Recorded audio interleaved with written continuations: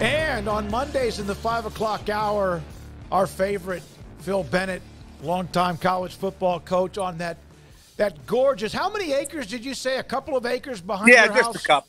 Just a couple. That's all I can handle.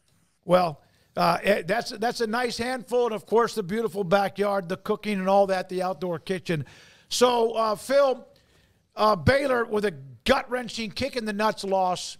Otherwise, I thought they really been a nice win, but they cannot stop those last two plays. Should have lost or should have had the game gone into overtime with the first throw that bounced off the chest. What did they do wrong? Well, the first thing is where the ball was on the hash. The ball was on the offensive right hash. The field was to their left, which is good because, what you're trying to do when you're a Hail Mary, you're trying to get a play that will extend where you could get receivers 50 yards downfield. I thought what Baylor was trying to do was a smart thing. I always did it. I always would bring five or try to bring a balanced rush and don't extend the play. What happens is Baylor ended up blitzing from the boundary. They had three linemen sorted to the boundary, two outside guys, and the outside guy to the field came underneath. Mm-hmm. And it gave Shedeur, it was an 8-second play. You can't, if you remember Auburn last year against Alabama, they rushed two. You can't let people have extended time where the receivers can get downfield. I don't feel like, and I'm not trying to say Dave didn't know what he was doing, but everybody calls that victory. You try to get your people defend the field, and even if it feels to the left, they're not going to sprint out to the boundary because it's too short. He didn't protect the field. The other thing, I don't know who number 24 is, but my three safeties that I put deep on victory, I put them at the goal line. Mm-hmm. And I told them, you don't cross the goal line unless somebody carries you across the goal line. You defend that goal line. Number 24 was in the middle, almost off the field. He could have helped that corner who was man-to-man on number one. He never looked at any receiver except number one to the field. You can watch it 10 times and you'll see the same thing. So I think just the strategy of I have to believe that they didn't execute the call, and then having the guy that deep in the end zone is worthless. You might as well not even be there. Well, he actually said in the postgame, now, and he didn't try to throw anybody into the bus, but the right defensive end or on the edge was supposed to not allow the edge to be broken. I knew it had to be a bust. Yeah. But even with that, the linebacker, you've got to make the D-line right. The linebacker ran right up his ass and stood a climbing. And the other thing, I would be a little bit, when you have a wide field, Hail Mary, and it truly, I didn't think it the first time I saw it, but it was a sprint out. They had the back to the field, and the back blocked, really didn't have to block anybody because both the end and the linebacker, who was outside rusher, came underneath. And you can watch it way too much time. And then I want you to watch, I don't know who 24 is, but he's almost out of the end zone before the ball's thrown. Yeah, I don't know why you would ever put a guy in the middle of the end zone. Yeah, I agree on that part, no question. Phil, are these easier games to pick your team emotionally up after, or is this one where you're a little bit concerned because it is such a punch in the gut? Paul, I thought that Baylor outplayed them, and I thought they went up there. They were prepared to play on both sides of the ball. They gave up some passing yards, but Colorado could not run the ball. Sawyer, our quarterback, kept. He made enough plays. This is a punch. It's going to, not that they can't, but this is going to hurt. This is a game that you had in control. And then I will tell you this. I mean, the fumble going out of the end zone, it was a good call. Jake had a good call going, and that should have been a touchdown. But it's gonna be a while before they get over this. Do you have any? I don't want to bring up any bad memories, but any Hail Mary stories of your own or anything similar that you can point to, and kind of how you rebounded from it afterwards, or how long it took you to kind of get yourself back together? You know, Craig, the game, it wasn't a Hail Mary, but a game that I thought we were better than and should have won was our Michigan State Cotton Bowl. Mm-hmm. I mean, it took me a damn year to get over that, and you got to be, you've got to be critical of yourself and offensively and us, because we mismanaged the game. We didn't run the ball. We had an onside kick. I mean, they needed 10 things to happen. They're down 20 points. We pretty much dominated the game. And then they convert a 4th and 7 off of, they had no timeouts after one of our players goes down, and they stop the clock and end up changing personnel on us. So, yeah, I've had it happen. Not on the last play of the game, though. But, and I'm not saying that, like I said, I thought they had the right idea. I knew something happened to the field. The end, somebody had to be protecting upfield. Now, like I said, they knew, everybody got on and said, well, he rushed 5. That's stupid. That's not stupid. I mean, I'd rather rush 5 than rush 3 or rush 2 and give him forever. I believe if they would have executed it right, the ball would have never got off. Yeah, and even then, I believe there was a defender, a defensive lineman. It was right, like, how close that is. Yeah. He was the backside in. Yep. If we would have had any front side pressure, it would have been a sack. All right, so BYU's coming to town, and I want to bring them up because they're playing really good defense with Kalani Sitake and what they've done. They had different ways of scoring, and they just mauled Kansas State. I mean, that thing was ugly and shocking to me how one-sided. Even the fact BYU won the game, but so one-sided. Your thoughts about what they're doing at BYU? Did you watch the game? I only got to watch part of it because we had a late travel day. Yeah. It was a 6-6 game, and the dangest punt return I've ever seen. K-State thinks the guy's not going to return the ball. Looked like a little slow white guy, and they're sort of pulling off. They go to stop. He grabs the ball in the right hash and goes like 80 yards for a touchdown. And I'm telling you, from that moment on, the game changed. K-State couldn't get out of its way. I have played 3 times in Provo, and I'm telling you, it's like the witch hour. I mean, they say, Mormons are quiet. They don't drink. They're the damnedest fans you've ever seen. I mean, for people not drinking, they have a hell of a time. Yeah, they'll be here in force too, Phil. Yeah, and it's an atmosphere that is, I mean, they get behind, especially when things start going good. I still don't think they have a great offense. I think that if Baylor sort of plays like they did last week, and I think that I think it can be a very competitive game. What did you think of TCU and SMU? SMU blew their doors off. TCU has problems on defense right now. I think our boy over at Midway could be laughing a little bit. Yeah, Joe Gillespie was fired, right? Yeah. Yeah, and it's easy to blame. And of course, that's the way the business is. When you pay the money that you're paying coaches, I really thought that once again, offensively, I usually think somebody who has the best quarterback usually wins. Just turned the ball over too much, didn't protect the football, could not tackle defensively. And big plays. I mean, 25-yard touchdown runs. I think they definitely, you asked earlier about recovering from a game. I think they really had some problems recovering from that UCF game. And I'm not sure it's going to get better for them.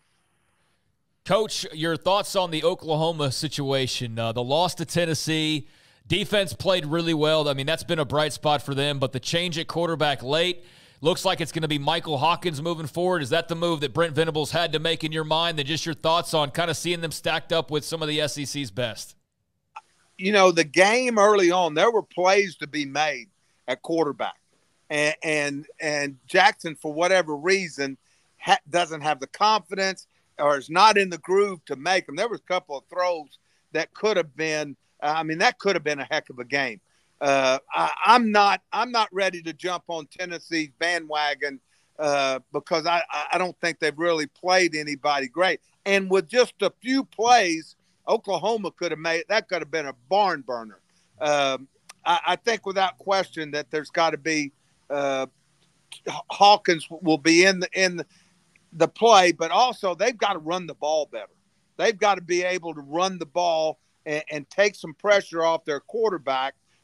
They're okay on defense, but far from dominant. And it's going to be interesting. You know, they have some games. Everyone talks about the power of the SEC. And I'm going to tell you, you can look at it right now. There's some good teams, just like last year. Good teams, but there's a lot of teams that each week can win games. I'm not so sure there's a Georgia or an Alabama or Texas that can dominate that league. I think it'll be a lot like the Big 12. Georgia, Alabama, Saturday night, 6:30 in Tuscaloosa on ABC. Part of the again, there's certain games that just seem like you can't wait to watch them. I think that this game, especially with Alabama having a new coach, I'm impressed with him. I know him a little bit, but he seems to be very comfortable in his own skin.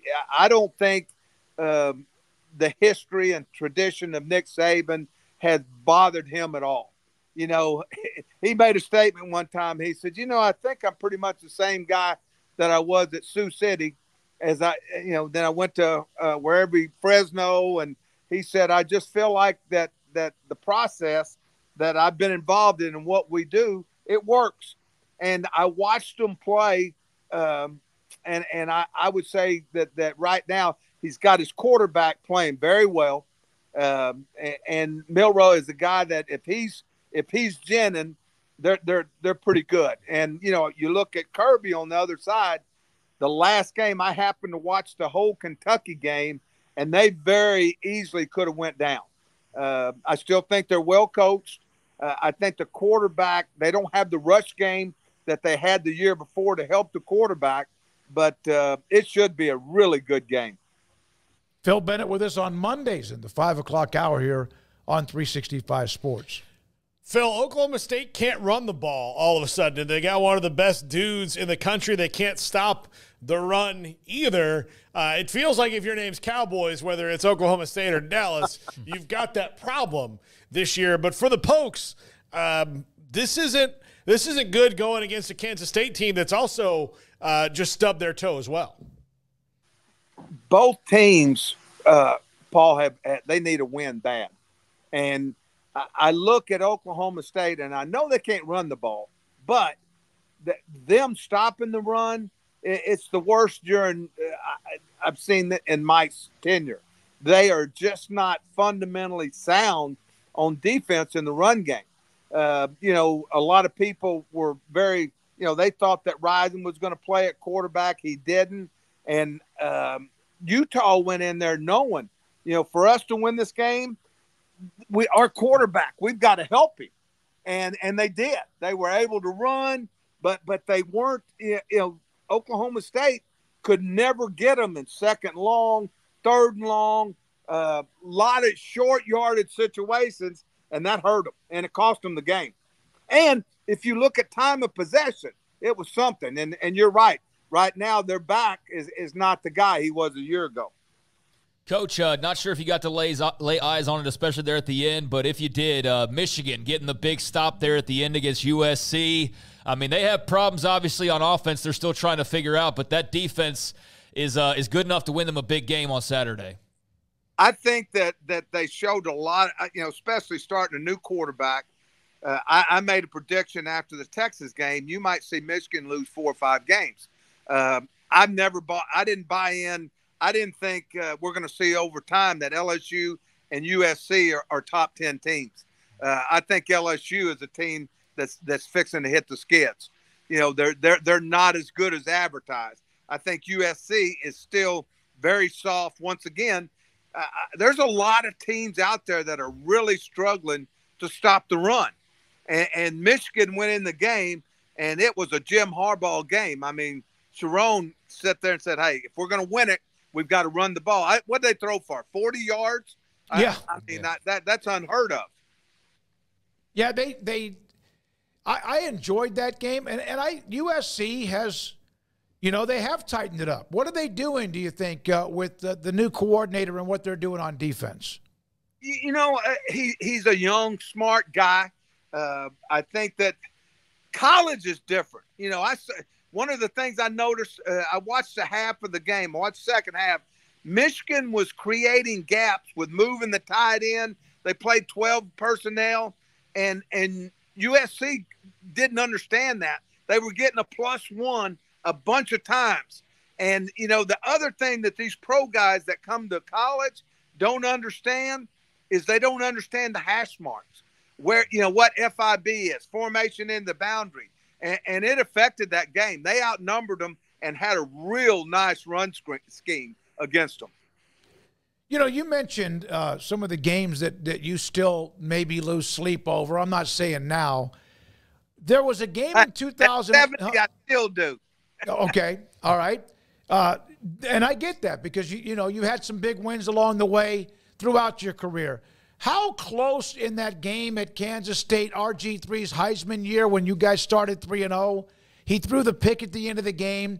How much does that game bite you in any way? Oh, it was you know, that was very much like the game Saturday. We pretty much dominated the game, and we just didn't finish.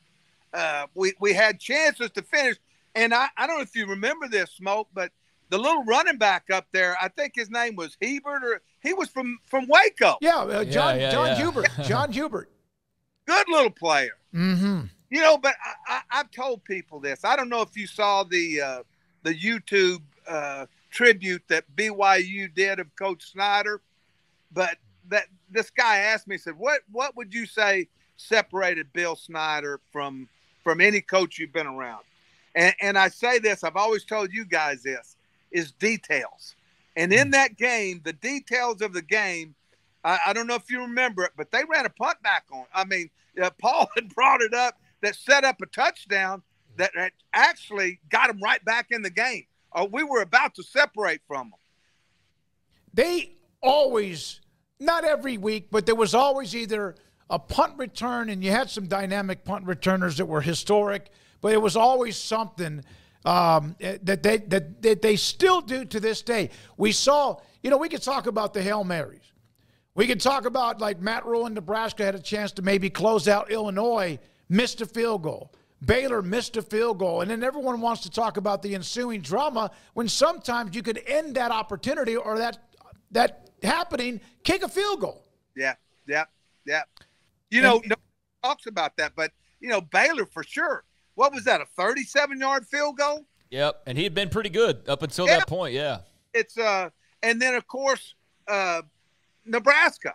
You think that, you know, you're there. You're thinking, hey, you know what, this is going to be a hard-fought, big win for Coach Rule, and, you know, you just don't ever know. That's why you got to play every play. Every play matters. The details matter.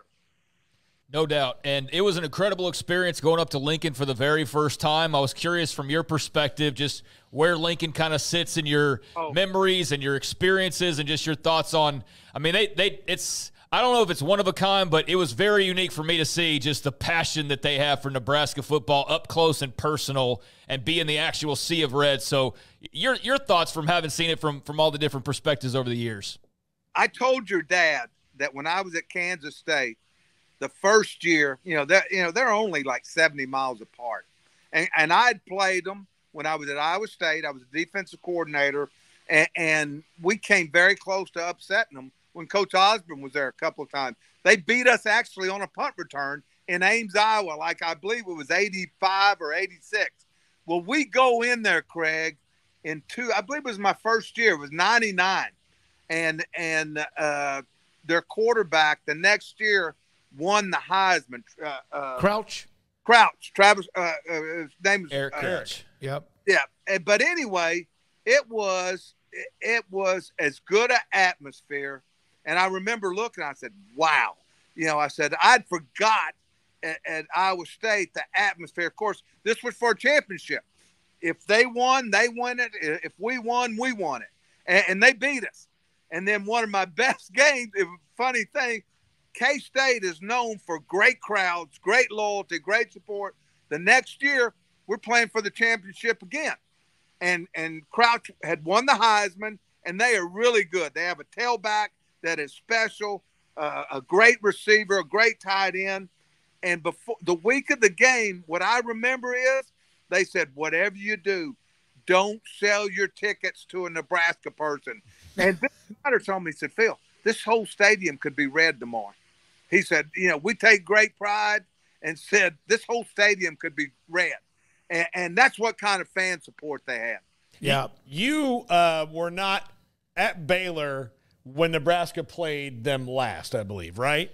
No. Before they left the conference. Yeah. Phil got here in 11. Yeah. Well, the last time they played at Floyd Casey Stadium, I was dumbfounded because as you drove up Valley Mills, there were signs.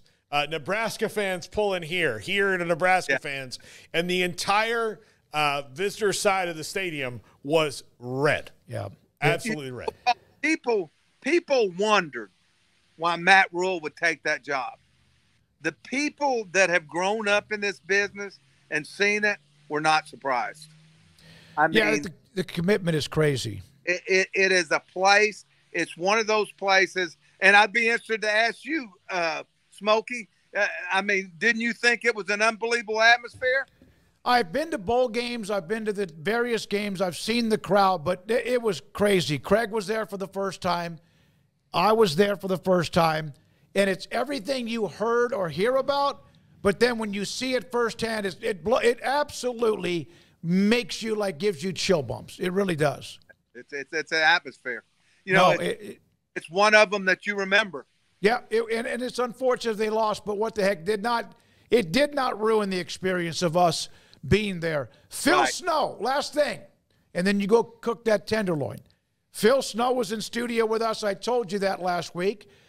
We are going to set you up, the two of you, to do a podcast. I think you may have talked to him, but he and you two and your storytelling, it would be legendary. It will be legendary for us to get you guys together.